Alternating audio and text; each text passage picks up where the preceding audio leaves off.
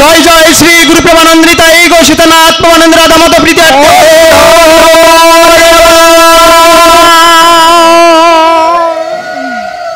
হরে কৃষ্ণ। শুদ্ধ ভকত চরণে রেণু ভজনের অনুকূল। আজ এই বিদেহী আত্মার কল্যাণের জন্য যে ভক্তদের আগমন, আমি অনন্তটি ব্রহ্মাণ্ডের পিতা ভগবান শ্রীকৃষ্ণ তথা সপার্ষদ গৌরহরিকে দণ্ডবোধের মাধ্যম দিয়ে সকলকে আমি সম্মান প্রদর্শন করছি। হরে কৃষ্ণ। অহং সর্বস্ব বিষপ্রদবিতা। হরি বল। একটু বলি, যেহেতু সময় তো একেবারেই নেই, তাই না? এ কথা বলতে বলতে আপনাদের মাঝখান দিয়ে হয়তো আমি চলে যেতে পারি, এ তো বলা যায় না। অহং সর্বস্ব বিষপ্রদবিতা। অহং সর্বস্ব বিষপ্রদপিতা, অর্থাৎ সমস্ত কিছুর পিতা আমি। কে বলছে? ভগবান, ভগবান শ্রীকৃষ্ণ। তার পিতা এবং পুত্রের যে সম্বন্ধ, পুত্র যদি পিতার আদর্শ পালন না করে, পিতা না খেয়ে আছে, পথে পথে বলে আমি পিতার খুব আদর করি, কিন্তু পিতা তো না খেয়ে আছে, তাই না? যিনি পিতা তিনি অবশ্যই সর্বান্তর্যামী। তাই আমরা কে কেমন ভজন করি সে বিষয়ে ভগবান বা শ্রীহরি তিনি অবশ্যই জ্ঞাত, না? তো যাই হোক, আমরা যে একটু আগে গুরু বন্দনা করেছি বা গুরু ভগবান বৈষ্ণবের যে গুরু কীর্তন হয়ে গেছে, এই ভাগবত পাঠ অর্থাৎ ভগবানের যশকীর্তন।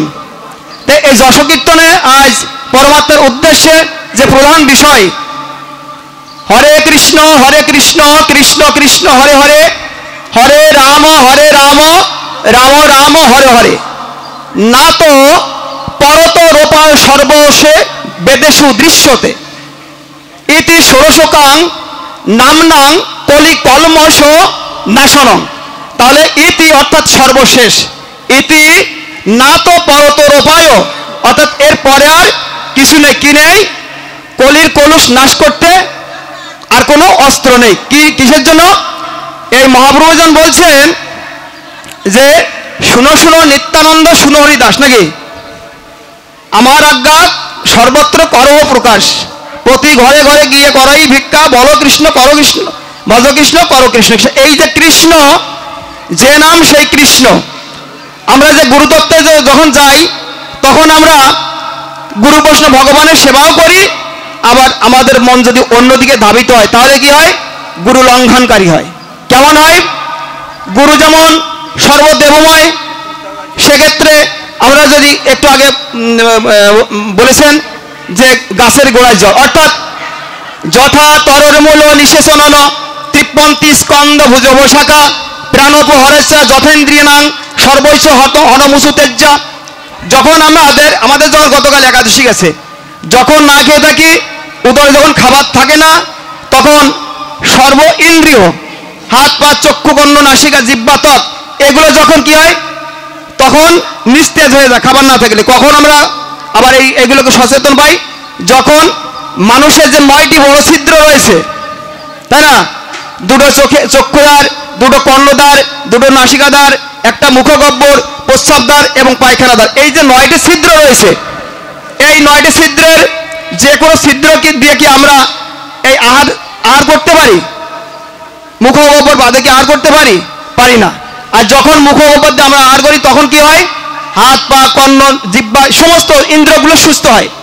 তেমনই যখন গুরু বৈষ্ণব মহাপ্রভু কি বলছেন যে জীবে দয়া নামে রুচি বৈষ্ণব সেবন ইহা বিনা নাহি ধর্ম শুনো সনাতন। তাহলে এই কলিতে অল্প আয়ু, আমাদের অল্প আয়ু অন্নগত প্রাণ, তাই না? অল্প আয়ু অন্নগত প্রাণ। আমরা এই সামান্য সময়ের জন্য যদি আমার পরমপিতা শ্রীহরির আদেশ পালন না করি তাহলে আর কি হবে? অত চেতব অহংকার সরস্বতী বিলক্ষসী। হে অর্জুন, মত্ত সর্বদুর্গানী মত প্রসাদাত্ম ঋষ্যসী অত চেতম অহংকারান্য সরস্বতী বিলক্ষসী। হে অর্জুন, তুমি আমাদের সমর্পিত হও, কায় মনোবাক্য দিয়ে তুমি আমার কথা শ্রবণ করো, আর তুমি আমার সন্তান হয়ে তুমি যদি আমার কথা শ্রবণ না করো, অত চেত্তমহংকারণ্য সরস্বতী বিলক্ষসী, তুমি অচিরেই ধ্বংস হবে। তাহলে এখানে যারা এসেছে অসংখ্য পাপ খণ্ডনের ফলে সামান্য পাপ থাকতে, অর্থাৎ বহু বহু পুণ্যের ফলে ক্ষীণ পাপে মানবের কৃষ্ণ ভক্তি হলে আজ আবার এখানে যেখানে উপস্থিত হয়েছি, বিশেষ করে ভগবানের কথা শ্রবণ করার জন্য যারা আসে তারা বহু বহু জন্মের স্বীকৃতি অর্জন করেছে। আর যাদের হৃদয়ে কখনো ভগবানের এই স্বীকৃতি অর্জন হয়নি, পাপ ধ্বংস হয়নি, তাদের মুখে কর্ণে কখনোই ভগবানের কথা শ্রবণ করতে তারা রাজি হয় না। তাই কি হচ্ছে, আসলে সময় তো একেবারে কম, অনেক ভক্তরা আছে, ভক্তরা বলবে, আমি একা বলতে হবে না। তাই যাই হোক, ভগবান কপিল দেব আমাদের মনুষ্য জাতির জন্য যে আলোচনা করেছে শুধু আমাদের মঙ্গলের জন্য, তাই না? কপিল দেব তার মাকে বলেছে যে জগতেরও পিতা কৃষ্ণ যে না ভজে বাপ, পিতৃদ্রোহী পাতকীর জন্মে জন্মে তপ, চিত্ত দিয়া শুনো মাতা, কি চিত্ত দিয়া, চিন্তন মন দিয়ে চিত্ত দিয়া শুনো মাতা, জীবের যে গতি শ্রীকৃষ্ণ না বুঝিলে পাই সে যতেক দুর্গতি। তাহলে যারা জ্ঞানবান ব্যক্তি তারা কি, গরু অর্থাৎ একটা গাভীর দুগ্ধ হচ্ছে, গাভীর গোবর হচ্ছে, আবার গোচনা বেরোচ্ছে। যারা জ্ঞানবান ব্যক্তি আহারের জন্য সে কি গোচনা অথবা গোবর সংগ্রহ করে, হরিবল সংগ্রহ করে? তাহলে যারা জ্ঞানবান ব্যক্তি তারা কি করে, তারা শুধু দুগ্ধ সংগ্রহ করে। দুগ্ধ কি করে, আহার করার জন্য। এবং এই আহার্যের ফলে কি হয়, তার সত্তা শুদ্ধি হয়। কেমন বলে, কোনো ব্যক্তি যদি কীটনাশক খায় তাহলে কি তৎক্ষণাৎ তার মৃত্যু হয় নাকি, সে বেঁচে থাকে? হরিবল। আহার শুদ্ধির ফলে জীবনের সমস্ত শ্বাস প্রশ্বাস পর্যন্ত সুস্থ থাকে। তাই কি বলা হচ্ছে, আহার শুদ্ধ সত্য শুদ্ধি, সত্য শুদ্ধ ধ্রুব স্মৃতি, ধ্রুব স্মৃতি স্মৃতি লম্বে সর্বগ্রন্থি নাং বিপ্র মক্ষ। তাহলে আহার শুদ্ধি যদি আমরা না করতে পারি তাহলে আমরা জীবনে কিছুই বুঝবো না। তাই ভগবান শ্রীকৃষ্ণ অর্জুনকে এভাবে বলছে যে নাহং সর্বস্ব প্রকাশ যোগমায়া সমাবৃত মূঢ়হং নাভিজাতি লোকে অজব্যয়। হে অর্জুন, তারাই বুঝতে পারে না যারা মূঢ় ব্যক্তি। আমি কি করি, তাদের আমি কি করি, আমার যোগমা দিয়ে আবৃত করে রাখি। আমি যদি মূঢ় হয়ে থাকি তাহলে ভগবত তত্ত্ব সম্পর্কে বুঝবো না। কৃষ্ণই যে না তো পরতর অপয় সর্ববেদে সুদৃশ্যতে, আবার কি হচ্ছে, মত্ত পরতরং নান্যত কিঞ্চিদ অস্তি ধনঞ্জয় মই সর্বমিদং প্রদং সূত্রে মণিগণাইব। হে অর্জুন, আমার থেকে কিঞ্চিত বস্তুও বড় বা ঊর্ধ্বে নেই। তাই কি বলছে যে মই সর্বমিদং, পরিবল মই সর্বমিদং, আমাদেরকে বুঝতে হবে মই সর্বমিদং প্রদং সূত্রে মণিগুণাব। যেমন সূত্রের সাথে এই যে সুতা, যে মালা দেখছেন না, এই যে মালা কণ্ঠে দেখছেন, এই মালা যেভাবে একটা সুতার সঙ্গে এতগুলো ফুল একসঙ্গে জড়িত আছে, ভগবান বলছে অনন্তকোটি ব্রহ্মাণ্ড এইরকম ফুলের মধ্যে আমাতে অতপ্রতভাবে মণি যেভাবে থাকে সেইভাবে সবাই জড়িত আছে। অতএব সর্বমিদং প্রদং সূত্রে মণি গুণাইব। আমরা এখানে যে উপস্থিত হয়েছি আমি সেই কথা বলতে যাচ্ছি, যিনি গত হয়েছেন এবং যিনি উত্তরসূরি, যারা উত্তরসূরি এবং যারা পূর্বসূরি, আমাদের সম্পর্ক এখানে, যেখানে একটা দেহ পঞ্চভূতের তৈরি, এই দেহটা যখন ধ্বংস হয়ে যাচ্ছে এবং এই যে পঞ্চভূতের দেহ যখন জীবিত আছে, পার্থক্য এটা, ধ্বংস হয়ে গেলে তার পরমাত্মার জন্য কল্যাণ, আর যে জীবিত আছে তার দেহটা রক্ষা করতে কি জন্য, শুধু ভগবানকে একটু জানার জন্য। তিনি যে বিভু চৈতন্য, যেমন সাগরের জল আছে, এই সাগরের জল যদি 1000 বালতি ভরে নিয়ে এসে লাইন দিয়ে সাজানো হয়, কেউ বালতিগুলোকে কেউ সাগর বলবে? পরিবার সাগর বলবে? কেউ সাগর বলবে না। কি বলবে? সাগরের জল।